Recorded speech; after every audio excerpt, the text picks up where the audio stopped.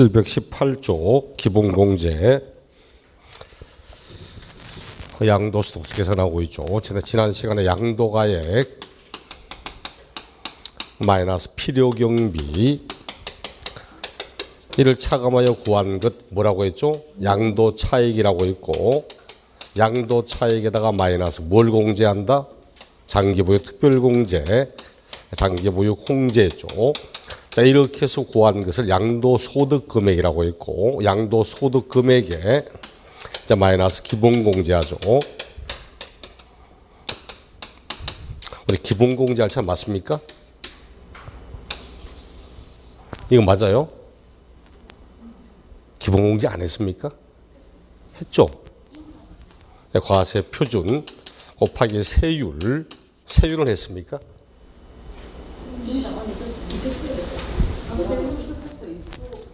세율도 했어요? 그럼 난 왜 거기 접혀 있지? 그럼 720조 양도소득 계산 특례 요건 했습니까? 응? 특례는 안 했고, 예. 저번에 인간 마지막에 보면 과세 표준 이거 있지, 이렇게 하나님 요거는 했어요. 응, 했고 뒤에 세율도 먼저 했고. 과세 표준 250만 원 가세. 기본공제 했고 세율은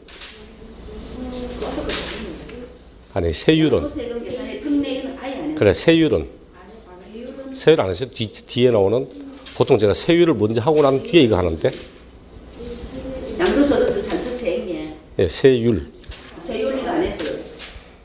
그럼 725조 세율부터 먼저 보고 앞부분 보겠습니다. 과세 표준 그래서 곱하기 세율 산출세액 이렇게 구하죠. 우리 지난 시간도 이야기했습니다. 우리 항상 순서부터 먼저 보시라고. 우리 지난번에 최근 나왔던 기출문제 뭐 나왔다 했죠? 미등기 세율 70%, 그 미등기를 과세 표준에 곱하기 세율이잖아. 근데 작년 시험에 부동산을 미등기로 양도하면 산출세액의 70% 곱하여 이래 말하면 틀린다는 거지. 그래서 숫자만 보지 말고 그 수치를 어디에 적용하고 있는가를 반드시 확인하고 내용 보셔야 됩니다. 세율을 내용 보니까 우리 세율도 생각보다는 종종 나온다고. 저 작년 30회 시험도 세율 가지고 한 문제 출제했습니다. 아마 올해는 세율 가지고 낼 확률은 많아 보이지 않습니다. 세율은 매년 반복되는 내용이 아니야. 이건 한 번 내고 나면 띄엄띄엄 나오는 편들이라서 올해는 세율보다는 장기 보유나 필요경비 이런 쪽으로 나올 확률이 월등히 많아 보이고, 그 내용을 봅시다. 첫째, 토지, 건물, 그리고 부동산한 권리. 우리 부동산에 관한 권리 뭐뭐 있더라? 부동산한 권리, 지상권, 전세권, 등기된 부동산의 임차권, 부동산을 취득할 권리 이런 걸 이야기합니다. 그럼 아파트 당첨권 팔았다 해도 얘를 이야기를 해야 되고 지상권, 전세권, 세율도 얘를 이야기를 합니다. 얘들은 미등기로 양도한 건지 등기된 건지. 미등기로 양도했다 70% 가장 높은 세율 70% 세율을 적용합니다. 등기되었다 그다음 보유기간이 얼마냐 보유기간에 따라서 보유기간 1년 미만 50% 세율 굉장히 높죠. 1년 이상 2년 미만 40% 세율. 얘들은 먼저 봐. 뒤에 2년 이상 보지 말고 일단 요 놈부터 70% 50% 40% 얘들은 과세 표준 금액이 얼마든 간에 그냥 무조건 70%, 무조건 50% 이렇게 하고 있다고 그러죠. 원래 소득세는 소득 금액이 많으면 높은 세율, 소득 금액이 좀 낮은 세율 이래가는 게 원래 누진세가 정상입니다.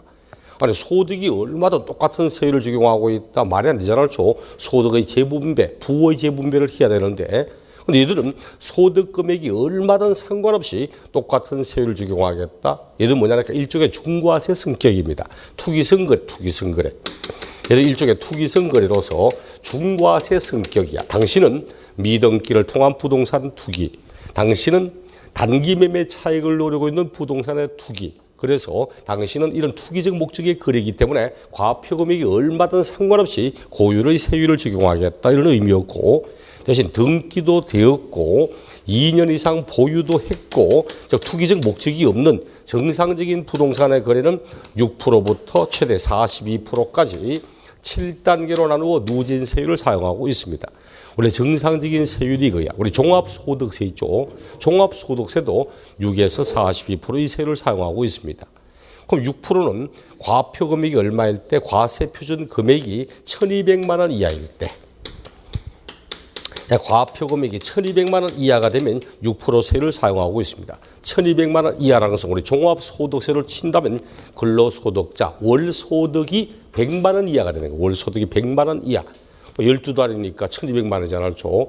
그러니까 월소득이 이것저것 경비를 뺀 나머지 월소득 100만 원 이하가 되는 분은 6% 세율을 사용합니다. 그러니까 이게서 그냥 우리 6% 하니까 1,200만 원 이래 외우니까 참 헷갈리더라고. 그래서 종합소득세도 똑같은 세율이기 때문에 월소득이 100만 원 이하, 1년 12달 1,200만 원 이하 이렇게 기억하시라고.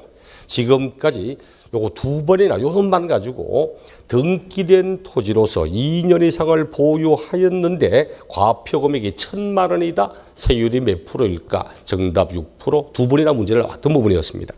대신 42%는 이건 5억이 초과될 때 5억 초과되는 금액에 대해서 42% 사용합니다. 5억이 초과한다고 모두 42%가 아니고 5억이 초과하는 금액에 대해서 뭐 예를 들어 10억 나왔다. 10억 나오면 10억 가운데서 5억이 초과되거나 곱하기 42% 이렇게 하는 것을 단순 누진이라고 이야기를 합니다. 이렇게 하지 않고 10억 가운데서 먼저 1,200만 원 이하, 딱 1,200만 원까지는 6% 세율을 사용하고 플러스 1,200을 초과하는데 일정 금액까지는 그 다음 세율, 또 일정 금액을 초과하지만 그 다음 금액은 그 다음 세율, 이런 식으로 하여 마지막 끝까지 가서 5억이 초과된다. 10억 가운데 5억 초과, 5억이잖아요. 그럼 나머지 5억에 대해서 곱하기 42% 이렇게 사용하는 것을 초과 누진세, 초과 누진세.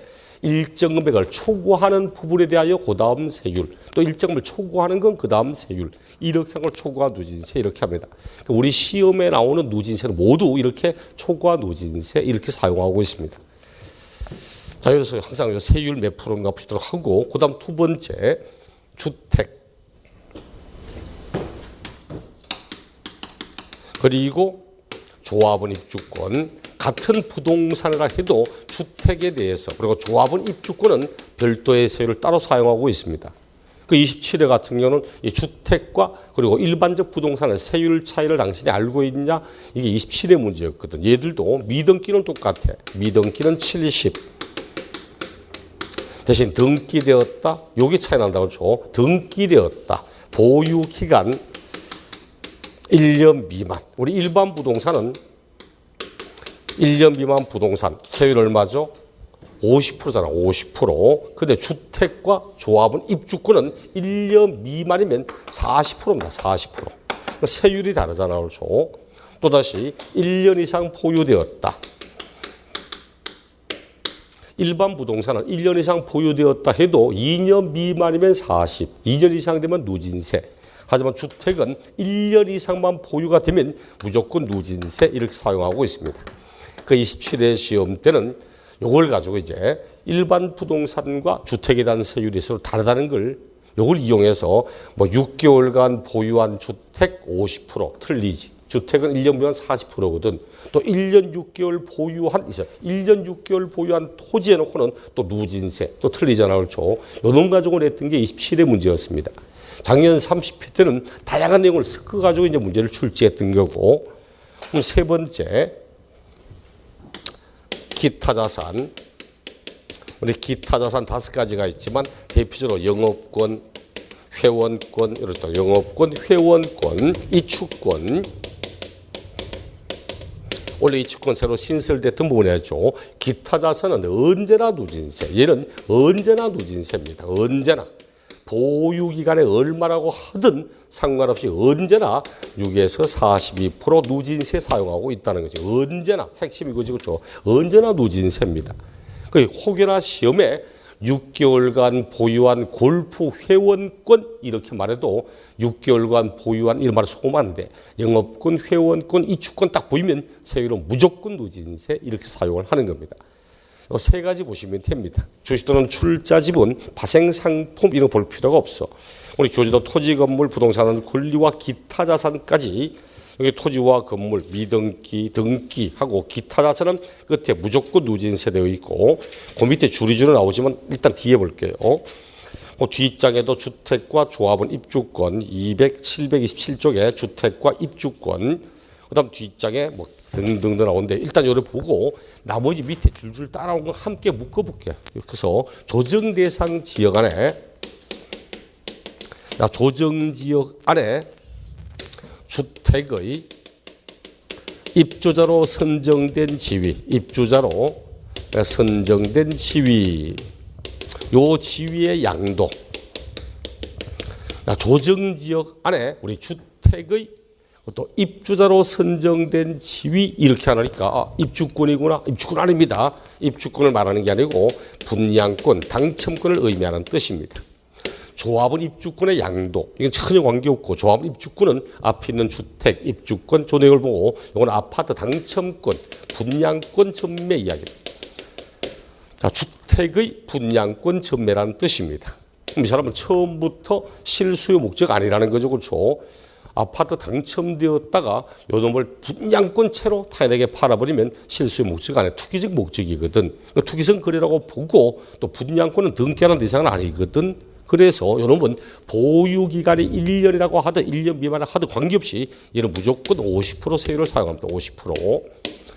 상가 분양권 전혀 관계없어. 주택의 분양권 전매 이런 걸 이야기하는 거고 그리고 조정지역 안에서만 그렇다는 조정지역 안에서만 조정지역이 아닌 곳의 아파트 분양권 상관없습니다. 아파트 분양권 해도 부동산을 취득할 수 있는 권리니까 앞에 1년 미만인가 1년에서 2년인가 2년 이상인가 하지 하지만 조정지역 안에서는 우리 아파트의 분양권 전매 50% 세율을 사용하고 있습니다.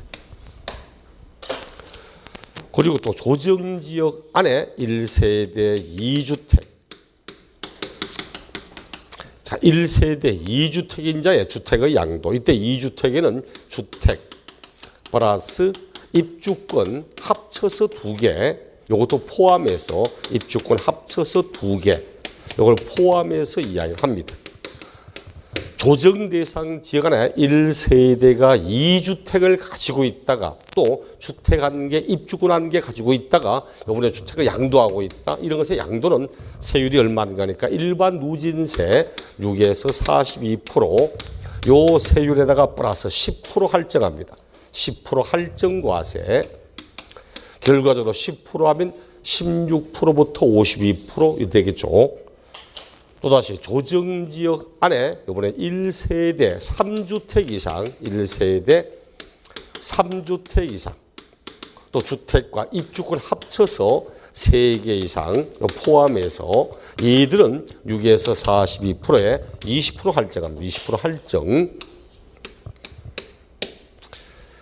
요거 압니까? 우리 지난 시간 할 때 조정지역 안에 다주택과 조정지역 안에 입주권 합쳐 다주택인 요 경우가 바로 장기보유 특별공제가 폐지되는 대상이야. 장기보유 특별공제는 미등기로 양도한 것과 조정지역 안에 다주택자에 대해서는 장기보유 특별공제에 폐지한다. 장기보유는 입주권도 해당되잖아. 토지 건물 입주권. 그래서 요 부분이 바로 장기보유가 폐지된 대상입니다. 장기보유 특별공제. 공제가 폐지되는 대상이었습니다. 복습하려고는 폐지하는 대상이었습니다. 자, 이렇게 해서 조정지역 안에 요 세 가지에 대해서는 별도의 특례 세율을 사용하고 있다. 또다시 조정지역과 상관없이 비사업용 토지.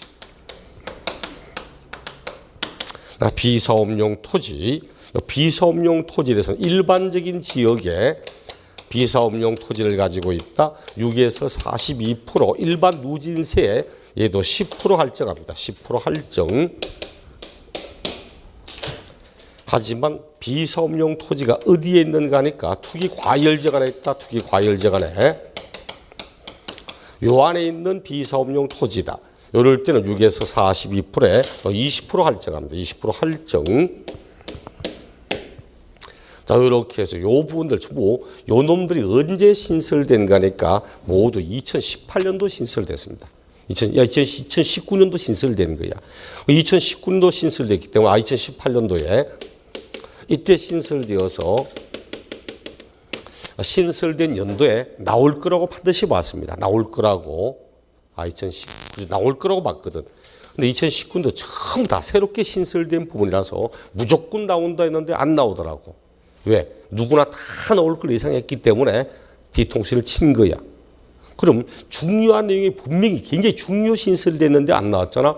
그 작년 시험에는 저작년이고 작년에 나올 거다 하니까 결국 작년에는 냈더라고. 2019년도는 아마 작년에 출제한 거 올해 또 내고 이럴 만큼은 아닌 것 같아서 일단은 이런 내용들을 꼭 보도록 합니다. 우리 교재는 단지 이제 토지라고 해서 요 놈은 저 토지 밑에 갖다 집어넣고 또 입주자 선정된 지위도 부동산을 취득할 권리에 집어넣고 요런 뭐 주택 집어넣고 하니까 띄엄띄엄 흩어 있으니까 헷갈리는 것 같아. 함께 묶어서 같이 내용 보시도록 합니다. 그럼 마지막으로 적용하는 거 봐. 요 놈 볼게요. 나는 조정지역 안에 3주택을 가지고 있다. 그럼 세율이 얼마? 조정지역 내 3주택 6에서 42%에다가 플러스 20% 할증이잖아. 그렇죠? 그럼 26%부터 62%. 근데 만약 요 주택이 1세대 3주택 가지고 다 주택을 팔았는데 그 집이 1년 미만이면 어떻게 해야 돼요? 주택이잖아. 어차피 1년 미만이면 어떻게 해야 되죠? 40% 세율을 사용해야 됩니까? 아니면 조세율을 적용해야 됩니까? 어느 게 큰데요? 이게 아니야. 왜? 1년 미만인데 과표 금액이 굉장히 적다. 조정지역 안에 3주택이지만 현재 부동산 가격이 굉장히 침체되어서 팔아보니까 남는 게 거의 없더라.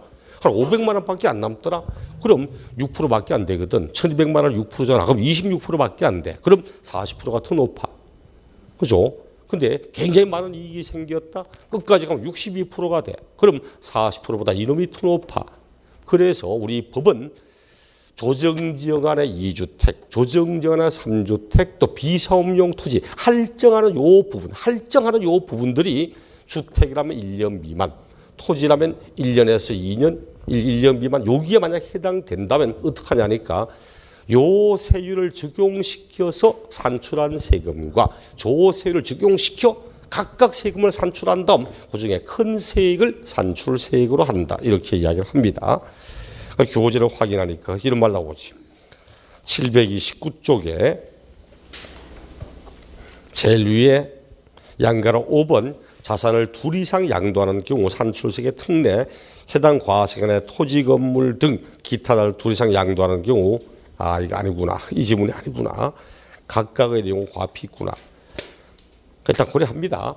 요 할증되는 부분에 관한 내용이 만약 1년 미만 등의 보유기간에 해당된다면 요 세율을 적용한 것과 조세를 적용하여 산출한 세금 중 큰 세액으로 한다. 이렇게 이야기를 하고 그 다음 728조 양가로 4번 세율 적용 시 보유기간의 계산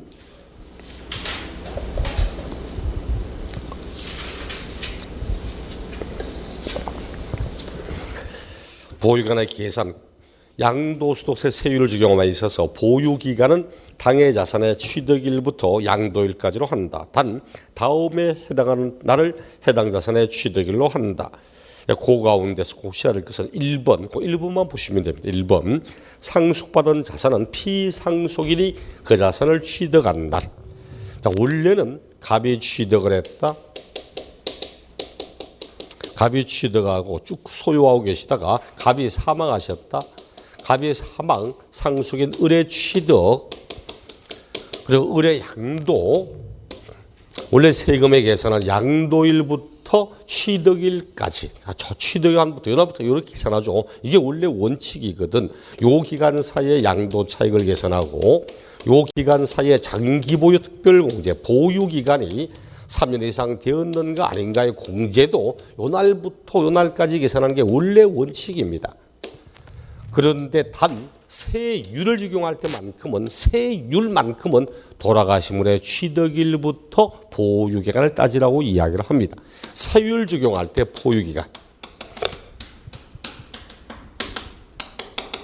세율 적용할 때만 그렇습니다.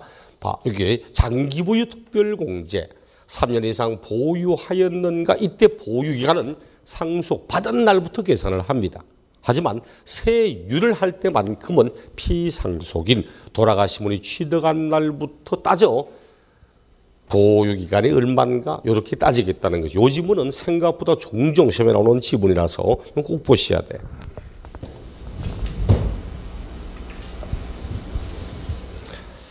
그 다음 미등기 자산 우리 729쪽 필요한 건 칠판에 5개 있으니까 현재 뭐 칠판에 있는 거 이외에 다른 내용들은 굳이 신경 안 써도 괜찮습니다. 그리고 앞에 방금 말했던 727쪽에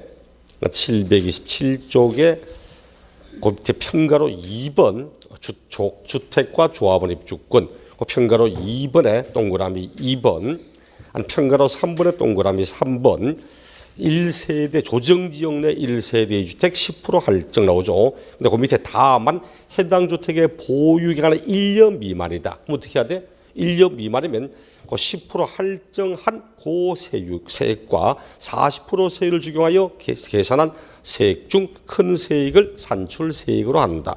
그 밑에도 또 일가세대 3주택도 마찬가지 그 말했잖아요. 그렇죠? 방금 했듯이 여기 할증한 부분이 나오는 내용에 대해서만큼은 할증 부분이 1년 미만 또 토지라면 1년에서 1년 미만 1년에서 2년 사이로 오면 조세율과 요세율을 각각 적용하여 산출한 세액 중 그 세액으로 큰 세액으로 한다. 이렇게 말할 거고 729쪽 미등기 자산 자, 우리 미등기 앞에 쭉부터 시작. 미등기가 어떤 불이익을 받는가 하는 거죠. 우리 미등기 불이익 배웠던 거 한번. 미등기로 하면 양도 차익에 불이익이 있다 없다. 양도 차익 계산할 때 불이익이 있습니까 없습니까? 양도 차익 할 때 실거래 가액을 하면 불이익이 없어. 근데 취득가액의 실거래가가 확인되지 않아서 어쩔 수 없이 취득가액을 추계 결정 매가 만기로 한다. 그럼 자본적 지출액과 양도비는 필요경비 계산공제로 하되 그때 토지건물 등은 등기된 건 3%지만 미등기는 0.3%밖에 안 주잖아. 필요경비 계산공제 불이익을 받거든. 요거 불이익. 그리고 미등기는 장기보유 폐지하죠. 장기보유가 폐지되는 것은 미등기로 양도한 것과 조정지역 내 다주택은 장기보유 폐지. 기본공제도 유일하게 미등기만 공제 폐지하잖아. 미등기만. 미등기는 기본공제 폐지. 장기보유와 기본공제를 모두 받을 수 없는 건 오직 미등기 하나밖에 없습니다. 그리고 미등기는 세율도 가장 높은 세율 70% 세율을 사용하잖아요. 그리고 미등기는 산출한 요 세액이 비과세 감면 대상이라 해도 비과세 감면을 받을 수 없도록 되어 있습니다. 이렇게 미등기는 여기부터 시작해서 요놈까지 다 불이익을 받게 돼 있어. 근데 과거에 나왔던 문제 가운데 미등기로 양도한 경우 필요경비 계산공제 적용을 배제하고 그러지는 않습니다. 공제를 하긴 하되 등기된 것에 불이익을 받는 거지.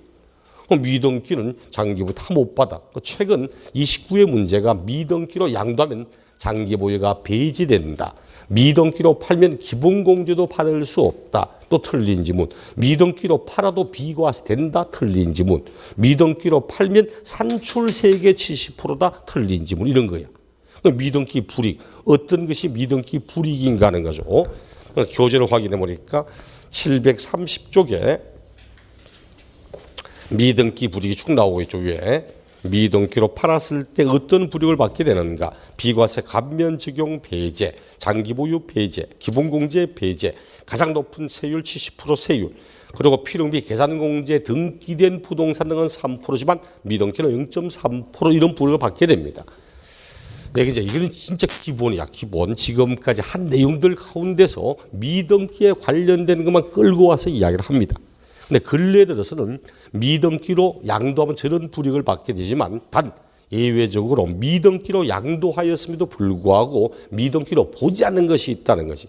오늘 미등기로 보지 않겠다는 말은 등기되는 걸로 인정하겠다. 미등기 불이익을 적용하지 않겠다. 이런 이야기잖아요. 그래서 그 밑에 미등기 양도자산에서 제외되는 자산의 범위. 다음의 자산에 대해서는 미등기로 양도하여도 미등기로 보지 않고서 등기되는 걸로 인정합니다.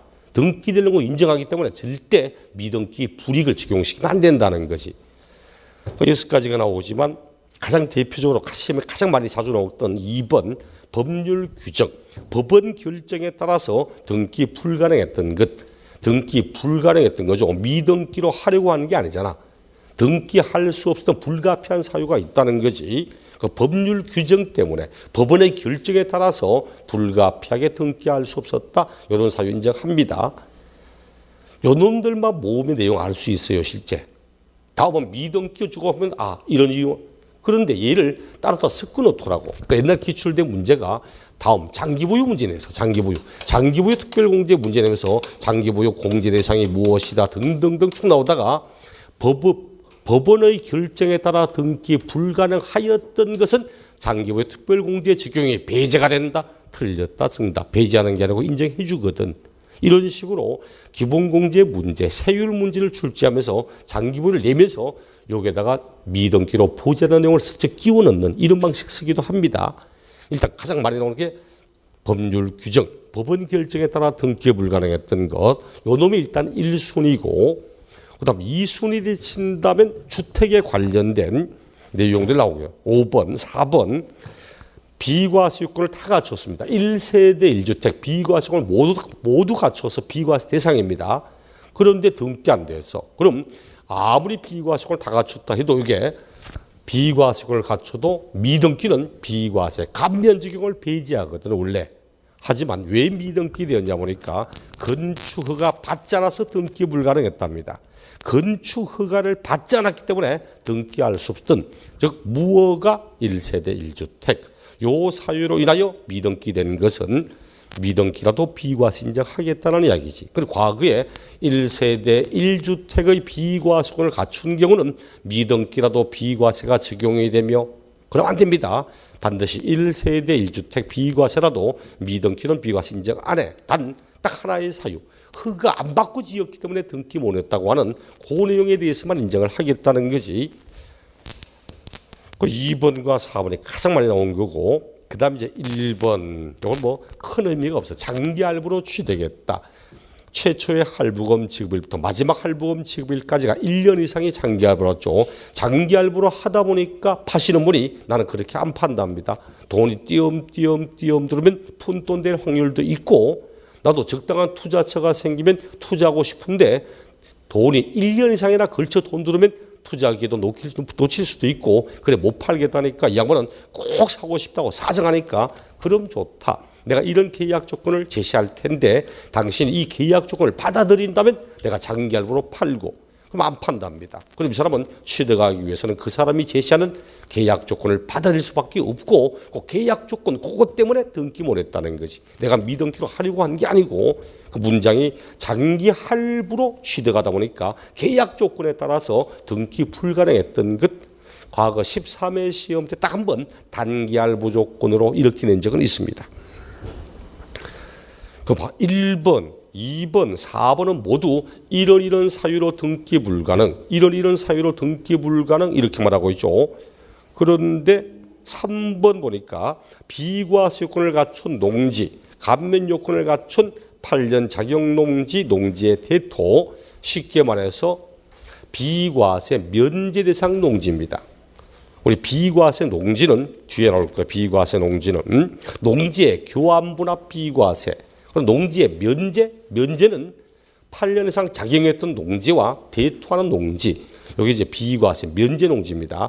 즉 비과세 면제 농지다 해놓고 뒤에 무엇 때문에 등기 못 했단 말이 있어요, 없어요? 없잖아, 그렇죠? 다른 거 모두 1번, 2번, 4번은 이런 사유로 등기 불가하면서 등기할 수 없었던 사유가 쭉 나옵니다. 그런데 농지는 그런 말이 전혀 없잖아. 그 말의 의미는 농지는 어떤 사유로 인하여 미등기가 되었던 관계없이 농지만큼은 쉽게 말해 농지만큼은 등기와 상관없이 비과세 면제 요건을 갖추면 비과세 면제를 인정하겠다 이런 뜻으로 쓰는 겁니다. 그래서 항상 농지 나와서 농지는 미등기로 양도하면 비과세 배제가 되고 이러면 안 됩니다. 농지라고 나오는 순간부터는 등기와 상관없이 비과세 면제 요건을 갖추면 비과세 면제한다는 뜻입니다. 5번, 6번은 딱 대놓고 말하지 않아도 5번은 환지고 6번은 채비지입니다.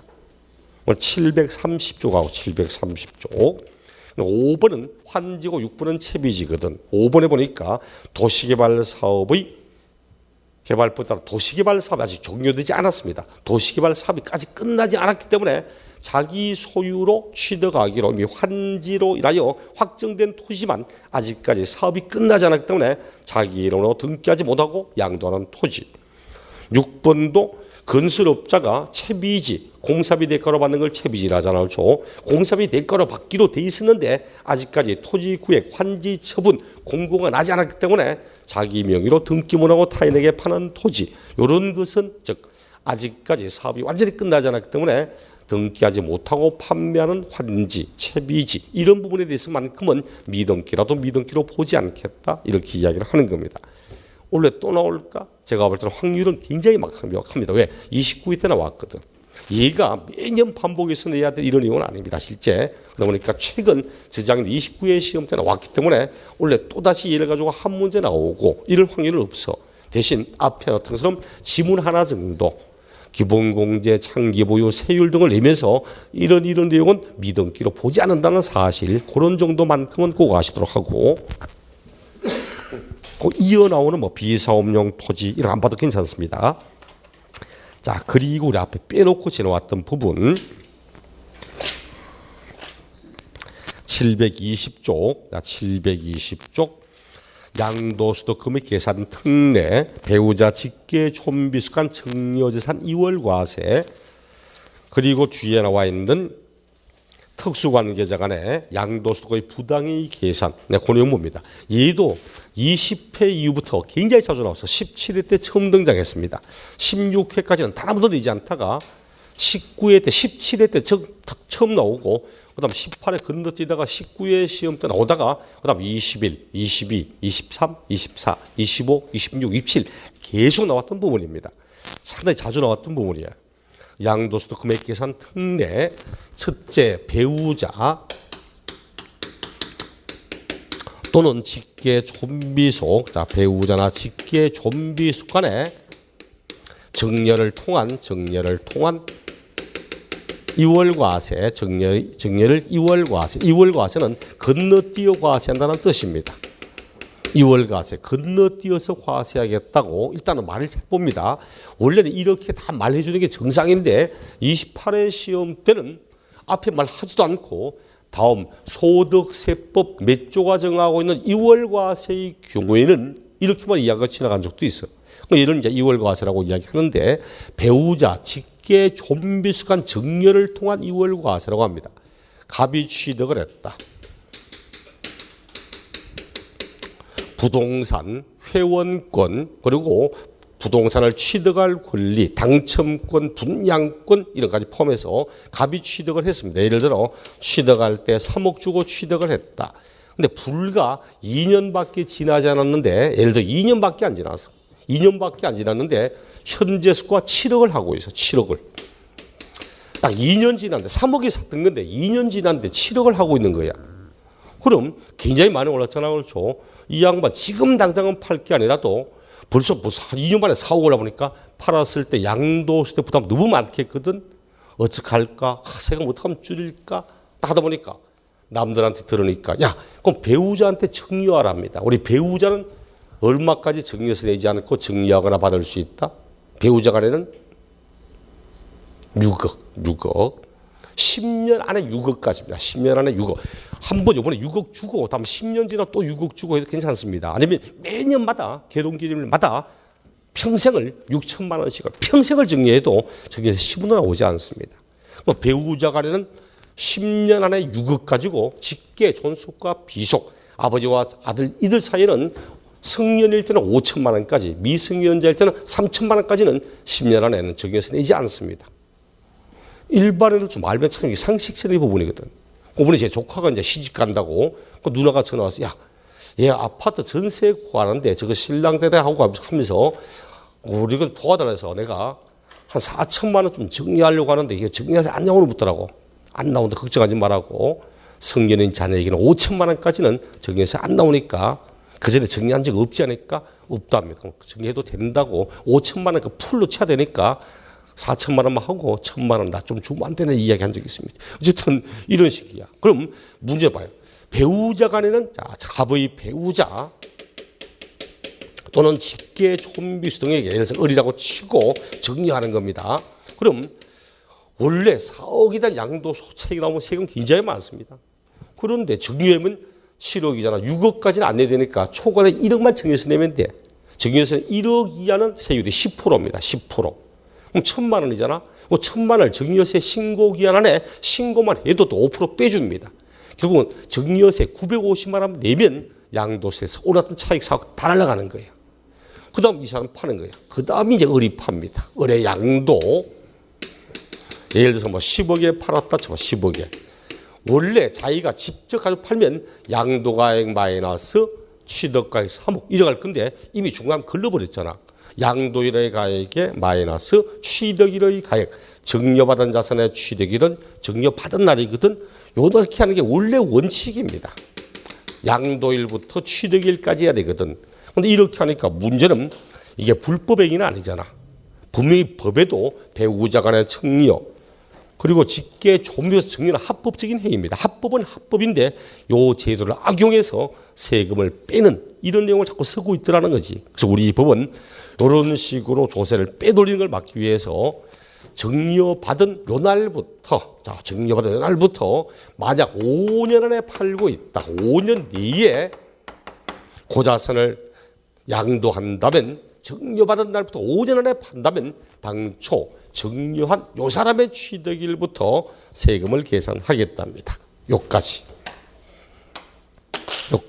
첫째 전제는 뭐다? 첫째 전제는 정려받은 걸 몇 년 안에 팔 때?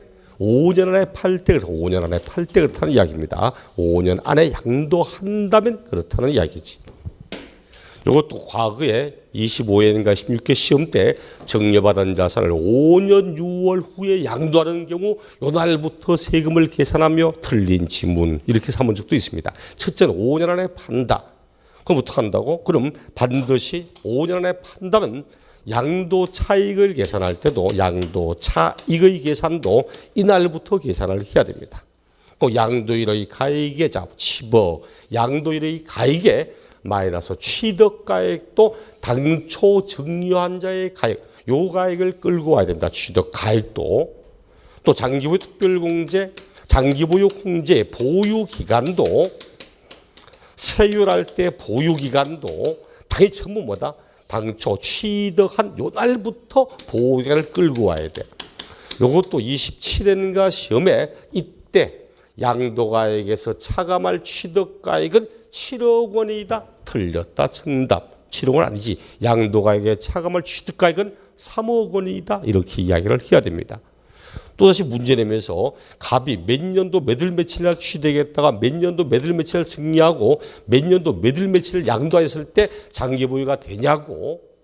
요 기간은 3년이 안 되는데 이날부터 해버리면 3년 되거든. 장기보유 대상 된다고. 오케이 맞는 지문. 이렇게 낸 적도 있습니다. 자, 이런 식으로 사용하는 게 배우자 직계 촌비속이야. 그럼 나는 이러면 되잖아. 배우자한테 청려합니다. 자, 배우자에게 청려했다가 한 2년 뒤에 팔려고 이거 생각보다 이런 정도까지 아시면 꽤 많아. 배우자 간에 이렇게 청려가 되니까 생각보다 꽤 많이 합니다. 근데 요 뒤에를 잘 몰라, 사람들이.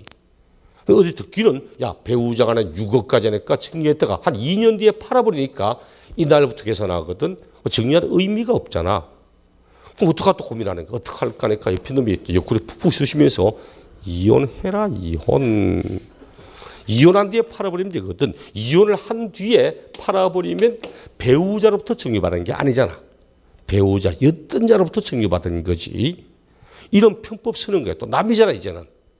그래서 우리 법은 만약 양도하는 날 현재 혼인관계가 소멸되었다 해도 여전히 배우자라고 보고 요 규정을 적용하겠다고 이야기를 합니다. 여전히. 단 본인이 배우자가 사망했기 때문에 혼인관계가 소멸되는 것은 인정을 해줍니다. 하지만 배우자가 사망한 것이 아닌 상태에서 혼인관계가 소멸됐다 해도 여전히 배우자라고 보고 요 규정을 적용하겠다 이렇게 이야기하는 거고.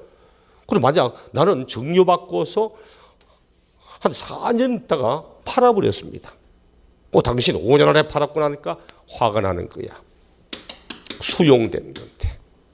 수용된 거 내가 팔고 싶어 판 게 아니잖아, 그렇죠? 그래서 만약 5년 안에 양도되었다 해도 수용으로 인한 양도라면 요 규정은 적용하지 않겠다. 이렇게 이야기를 하고, 또 갑이 자기가 소유하는 주택인데 배우자한테 증여했습니다. 주택을. 그럼 다음에 배우자가 요 정도 있다가 5년 안에 파는데 이게 1세대 1주택으로 비과세 대상이야. 비과세 대상. 근데 어차피 비과세는 1세대 기준이거든. 1세대 기준이니까 남편이 가지고 있다가 파는 거나 부인이 가지고 있다가 파는 거나 어차피 동일 세대잖아. 그래서 우리 법은 요렇게 해서 요 기간 안에 5년 안에 판다면 요 날부터 계산하지만 배우자가 사망했기 때문에 요 기간 안에 판다든지 수용되었기 때문에 요 기간 안에 판다든지 그리고 1세대 1주택으로 비과세 대상이라든지 때는 요 규정을 적용하지 않겠다. 마지막 하나 더. 왜 이렇게 합니까? 왜 이날부터 하죠? 이날부터 하는 이유가 뭐야? 세금을 적게 내는 걸 막잖아. 의미잖아. 그렇죠? 그런데 요때 증여받았다고 증여세 낸다. 이때 을이 팔았다고 양도세 낸다. 근데 요 두 번에 걸친 세금을 합쳐보니까 2월 과세 건너뛰어 이때부터 계산한 세금보다 더 많은 세금을 내고 있다. 그럼 세금 적게 내는 거 아니잖아. 그래서 그때는 또 요 규정 적용하지 않습니다. 요 두 번에 걸친 세금이 요 날부터 계산한 세금보다 적다면 요 규정을 적용하지만 더 많은 세금을 내고 있다면 이건 세금을 줄이려고 한 짓이 아니기 때문에 정상적인 거래 이렇게 인정을 합니다. 여기 이제 제 이야기야. 특징은 잠시 뒤에 다른 거 하면서 같이 볼게요. 721조 특수관계인 간의 증여를 통한 우회 양도도 있어. 특수관계자의 증여를 통한 우회 양도. 자, 7판 똑같이 봅시다. 이렇게만 하면 돼. 이번에는 배우자 직계 존비속이 아니고 갑의 특수관계인이 있습니다. 갑의 특수관계인. 특수관계인. 자, 특수관계인이다 이렇게 이렇게 말합니다. 똑같아요. 배우자 직계 존비속이 아닌 특수관계자로부터 증여받아서 증여받은 자산을 5년 안에 판다면 이날부터 계산하겠다. 7판 봅니다. 똑같아. 그림은 똑같습니다. 특수관계자부터 증여받아가 5년 안에 팔면 이날부터 계산하겠다. 똑같은 이야기입니다. 요거는 뭐냐니까 앞에 배우자 직계 존비속 하는 게는 합법적 행위거든. 근데 지금 두 번째 하려는 것은 불법적 행위입니다. 세금을 탈세하려고 갑이 자기가 가지고 있는 부동산에 있어 생각보다 너무 많이 올라서 이를 팔려고 생각하니까 세보다 많겠거든. 어떡할까? 배우자니까 벌써 배우자 간에는 10년 안에 6억까지 이미 풀로 채워 이미 정리했었어. 자녀도 마찬가지고 어떡할까? 콩금 사가다가 회사 대표인데 마침 밖에 딱 지나가고 있는 김이사가 보이네. 김이사 좀 돌아보라고. 왜요? 하니까 김이사 요즘 경기 되게 안 좋은 거 알지? 코로나도 그렇고 수출하는 것도 굉장히 많이 막혀 있거든 지금. 그러다 보니까 너무 어려워서 김이사도 알다시피 내 성격이 회사가 어렵다고 구조조정 해가지고 회사원들 쫓아내고 이런 성격 아닌 거 알잖아. 김이사가. 그렇죠. 속으로는 맞는데? 그런 성격인데 그렇죠. 어쨌든 알잖아. 어떻게 할까 하니까 내가 가지고 있는 부동산이 있는데 이걸 팔아서 회사 재정에 충당시키고 싶은데 세부담 너무 많아서 그래서 내가 혹시 김이사한테 증여했다가 김이사가 파는 걸로 해서 이루고 싶은데 지금 내가 집에서 생각해봤거든. 집에서 내가 직접 팔면 세금이 한 3, 4억 나올 것 같은데 김이사가 증여받아 증여세 내고 그리고 김이사가 파는 걸로 양도세 계산해 보니까 내가 직접 팔면 3억 정도인데 이렇게 두 번 세금 합쳐보니까 1억 2천밖에 나오지 않더라고. 이렇게 좀 하자고 이렇게 하는 겁니다. 우리 법은 이럴 때 이걸 5년 안에 만약 판다. 이름 요거는 외형의 형식은 적법의 형식을 취한 거있어. 외형적으로 분명히 적법한 행위입니다. 하지만 세금을 줄이기 위해서 우회하여 양도하는 걸로 보아 외형은 적법인데 실제 실내용은 불법적 행위. 이를 탈법이라고 합니다. 탈법. 탈법은 외부의 형식은 적법한 형식이지만 실제 내부는 불법적 행위를 지은 걸 탈법이라 하거든. 우리 보면 이럴 때는 배우자 직계 존비속이 아닌 상태에서 이렇게 이루어진 것은 갑이 직접 판 걸로 봅니다. 갑이 직접 판 걸로 봐요. 이 사람의 직접 양도로 봅니다. 자, 의미 봅시다. 직접 판 걸로 한다. 그럼 이 사람이 낸 정리해서 어떡합니까? 정리해서 냈잖아. 그 우리 법은 니는 관계없다면 니는 빠져나가. 저 사람이 직접 사서 직접 판 거다니까 당신 빠져나니까 나 정리해서 냈는데요 하면 니가 낸 정리해서 돌려줍니다. 돌려줍니다. 환급해 주는 거야. 근데 문제는 당신은 빠져나가라는 말 했지만 분명히 불법 행위거든. 갑이 저지른 불법 행위를 을이 지금 도와주고 있잖아. 어쩐 식이든 도와주고 있습니다. 그럼 공범이 되는 거야. 공범이니까 책임도 함께 져야 될 거 아니야. 그렇죠? 그래서 이 둘 사이는 양도소득에 따른 연대 납세 의무가 있습니다. 연대 책임이 있어. 연대하여 세금을 납부할 의무가 있다. 하지만 배우자 직계 좀비속 간의 관계는 합법적 행위거든. 합법적 행위야. 합법 행위를 했는데 책임을 함께 지라 이런 말 하지는 않습니다. 그래서 얘는 연대 납세문은 없습니다. 자, 이거 문제 시험 낼 때는 예와 예를 정확히 비교할 줄 알고 있는가 이걸 가지고 내는 거야. 이제 비교해 볼게요. 납세 의무가 누구에게 있을까? 납세 의무가 누구에게 있을까? 두 번째, 연대 납세 의무가 있을까 없을까? 세 번째, 증여세를 어떻게 처리할까? 증여세 어떻게 처리할 건지. 그리고 이제 공통적인 거. 배우자 직계 촌비속 배우자 등에 관한 이월과세 요놈과 그리고 특수관계인 사이에 특수관계자 간의 특수관계자 간의 부당 행위 계산. 자, 특수관계자 간의 증여를 통한 우회 양도, 우회에서 양도한다는 것이 제3자를 끼워서 자, 어떤 차이가 있냐? 요 놈을 봐요. 방금 요걸 정확히 이해하면 앞에 참 이해하기 쉽습니다. 특수관계자는 증여를 통한 우회 양도는 갑이 직접 파는 거잖아. 누구에게 납세 의무가 있다? 당초 정리한 사람이 직접 판 겁니다. 넌 빠져. 제3자는 아무 관계 없습니다. 그건 당초 증여자의 직접 양도로, 당초 증여자의 직접 양도로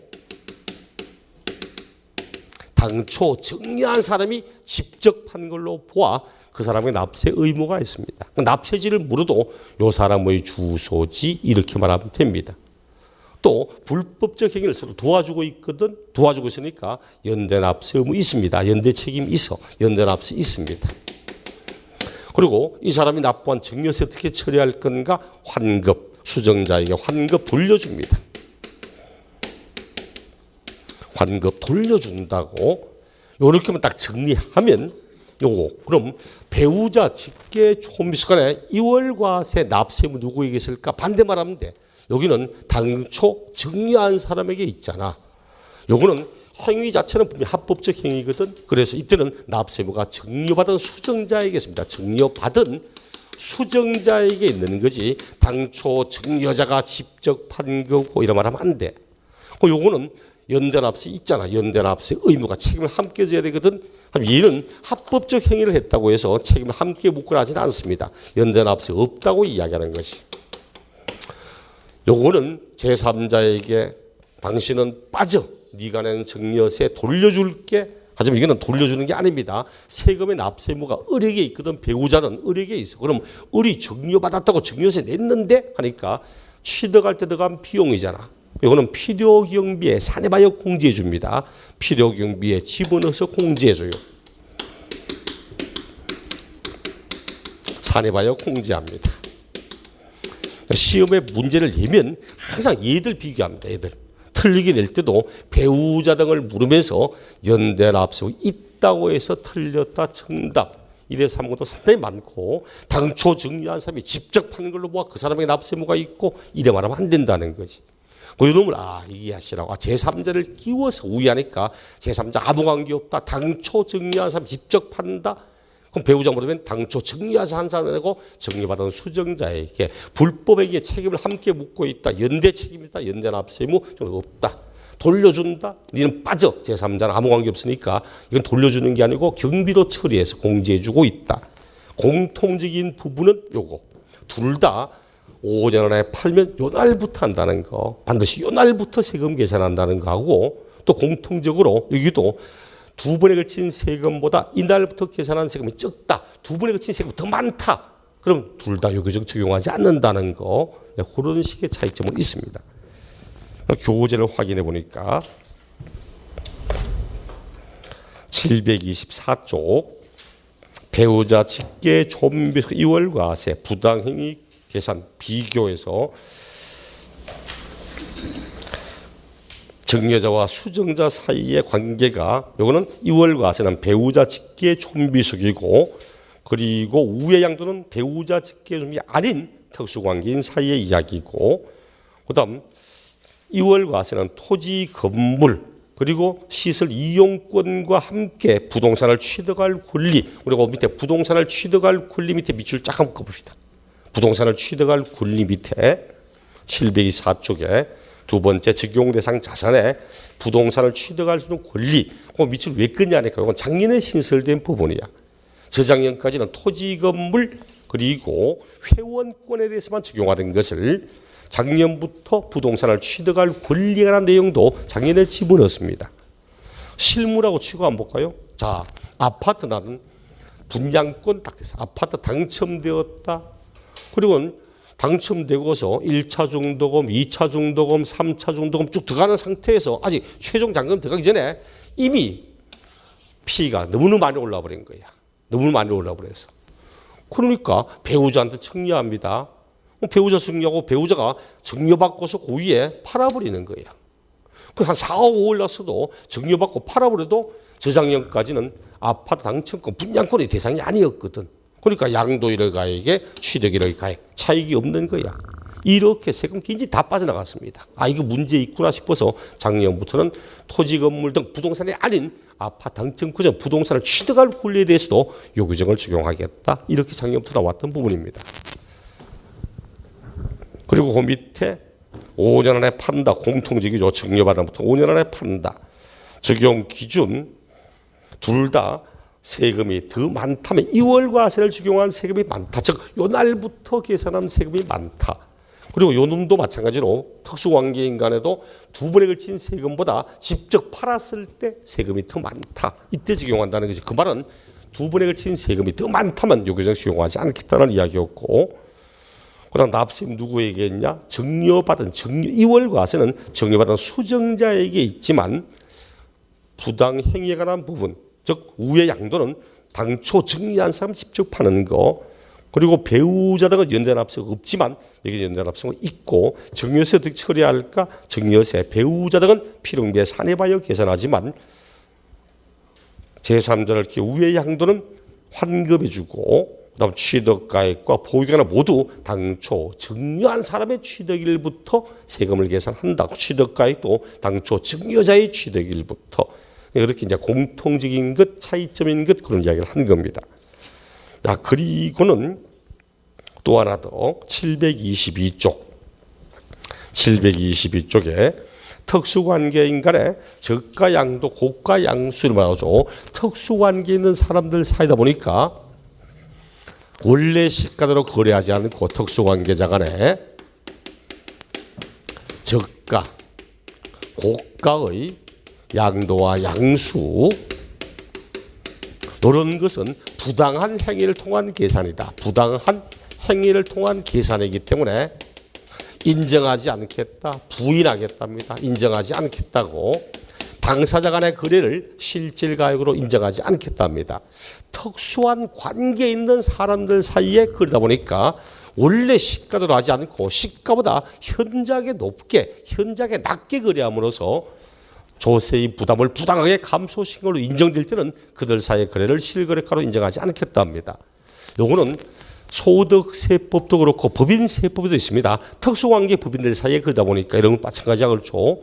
현대상선이 가진 건물을 현대 건설에게 팔면서 물론 법인이라는 것은 각각 독립된 거 맞아. 하지만 현대건설, 현대상선에 사실은 서로간 특수관계 있잖아 그렇죠. 삼성물산이 삼성생명에 팔면서 건물 500억짜리를 뭐 200억에 팔고 이건 정상적인 거라고 볼 수가 없잖아. 여기서 어떻게 하냐 하면 이들 사이에 저가, 고가, 양도양수다, 시가. 이때 시가는 불특정 다수인 모르는 사람끼리 자유롭게 거래할 때 통상적으로 성립된다고 인정되는 가액을 의미하는 뜻입니다. 횟집 시가를 의미하는 뜻이야. 봄철 도다리 하면 시가 적혀져 시가. 자유롭게 거래할 때 통상 적용되는 가액입니다. 시가와 그들 사이에 실제 주고받은 대가, 요 대가와의 차이가 얼마나 나는가? 요게 시가의 플러스 마이너스 5% 이상 차이 납니다. 플러스 마이너스 5% 이상 차이 납니다. 시가의 5% 이상 차이 나기 시작하면 이게 부당행위입니다.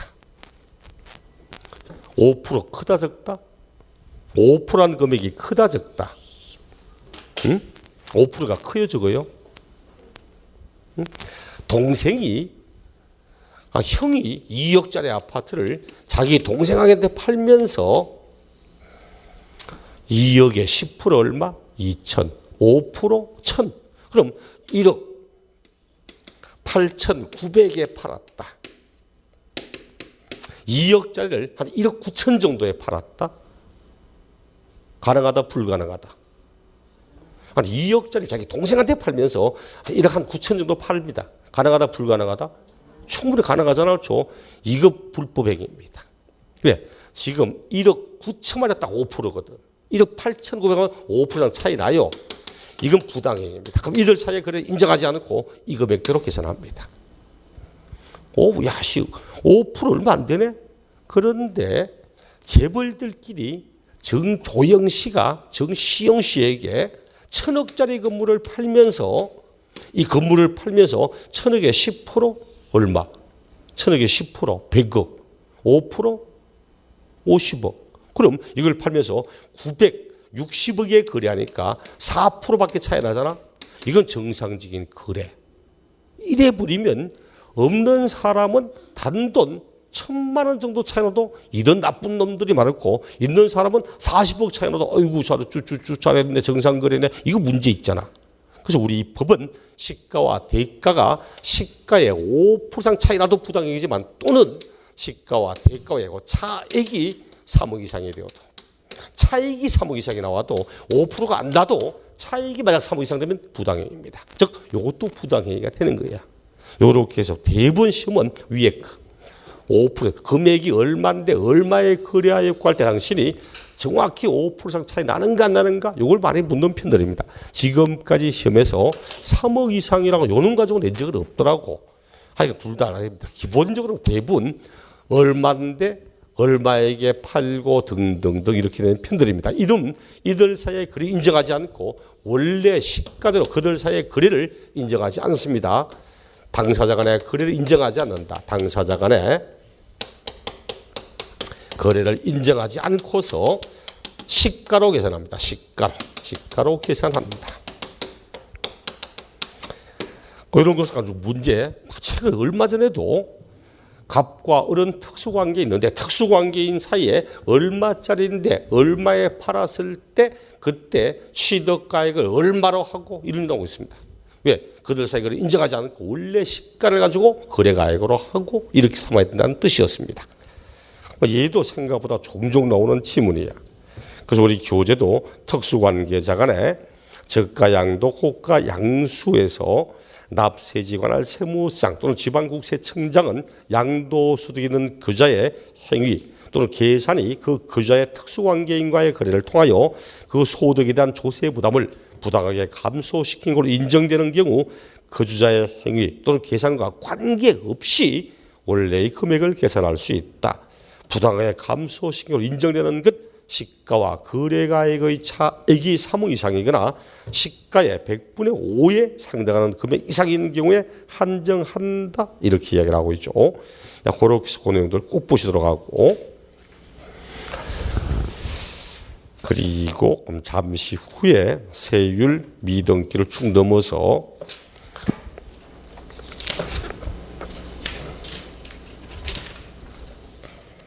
(739쪽) 양도소득 과세 표준의 신고와 납부 잠시 후에 요놈 과표 신고 납부 그리고 그 뒤에 양도소득에 대한 외국 국외자산 양도 그리고 비과세 남아있는 나머지 내용들을 보겠습니다.